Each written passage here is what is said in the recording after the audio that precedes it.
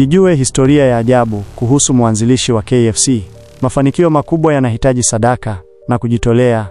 Akiwa na miaka 5, alifiwa na baba yake. Akiwa na miaka 16, aliamua kuacha shule. Akiwa na miaka 17, tayari alikuwa kapoteza ajira 4. Akiwa na miaka 18, aliamua kuoa. Akiwa na miaka 19, alifanikiwa kuwa baba. Akiwa na miaka 20, mke aliamua kuondoka na mtoto.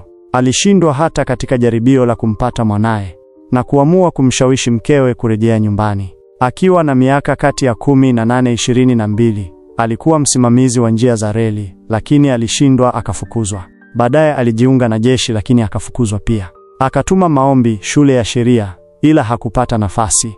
Akawa muuzaji wa bima, lakini alishindwa pia. Hatimaye akapata ajira kama mpishi na mwosha vyombo wa mgahawa mdogo. Akiwa na miaka 65, alistaafu ajira yake ya kupika na kuosha vyombo katika mgahawa. Baada ya kustaafu, alipata mafao yake kutoka serikalini dola 105 kama shilingi 262,500. Alidhani serikali imemuona kama hajiwezi kabisa. Akafanya jaribio la kujiua, akiamini hakuna thamani ya kuishi tena na kwamba ameshashindwa sana. Hakufanikiwa hata katika jaribio lake hilo. Akaamua kukaa chini ya mti na kuandika matarajio yake, ila aliona ayaandike yale aliyoyakamilisha tayari. Akagundua kuna mambo mengi hakuyafanya bado. Akagundua lipo jambo moja ambalo anaweza kulifanya vizuri zaidi kuliko mtu yeyote yule anayemfahamu. Na ilikuwa ni namna gani ya kupika.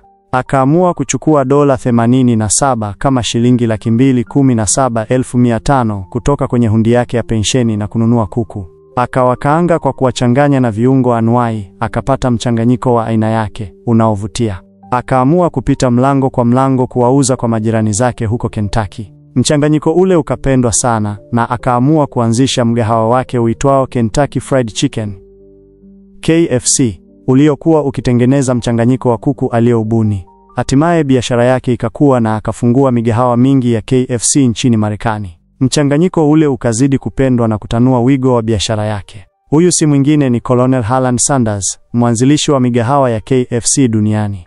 Licha ya kustaafu akiwa fukara wa kutupwa katika umri wa miaka 65, lakini hadi wakati anafariki 1980, akiwa na umri wa miaka 90, alikuwa katika orodha ya mabilionea wakubwa nchini Marekani. Kwa sasa migahawa ya KFC imeenea kote duniani katika nchi 123, Tanzania ikiwemo, na ni mgahawa wa pili mkubwa ulioenea zaidi duniani baada ya migahawa ya McDonald's. Mwaka 2013, migahawa ya KFC ilifanya mauzo ya dola bilioni 23 sawa na shilingi trilioni 50. Kumbuka, muasisi alikuwa fukara hadi uzee wake, miaka 65, na akadhani ameshindwa maisha. Akajaribu kujiua. Lakini baada ya kutafakari, akaona bado ana nafasi ya kujaribu tena. Akajaribu japo katika umri wa uzee, na hatimaye Mungu akamfanikisha. Akawa bilionea mkubwa sana nchini Marekani. Je, umekata tamaa ya maisha? Ulitamani kusoma lakini ukashindwa kwa kukosa ada. Umesoma lakini umekosa ajira. Miaka inapita na unaona wenzio wanaajiriwa, wewe uko tu nyumbani. Je, umejaribu biashara lakini kila wakati unapata tu hasara? Unahisi kukata tamaa? Unahisi Mungu amekuacha? Usikate tamaa. Mungu hajakuacha. Jipange tena na uanze upya. Haujakawia bado. Kitu kikubwa ni mtazamo, attitude. Usikate tamaa. Haijalishi mambo ni magumu kiasi gani. Una kila kitu cha kukufanya ufanikiwe. Amua kubadili mtazamo ili kubadili story ya maisha yako. Usisahau subscribe channel yetu hii ya Hastenic Production kwa simulizi kali kama hizi. Karibu jiunge nasi tuwe wote, usisahau kusubscribe, kulike na kushare pamoja nasi. Hastenic Production.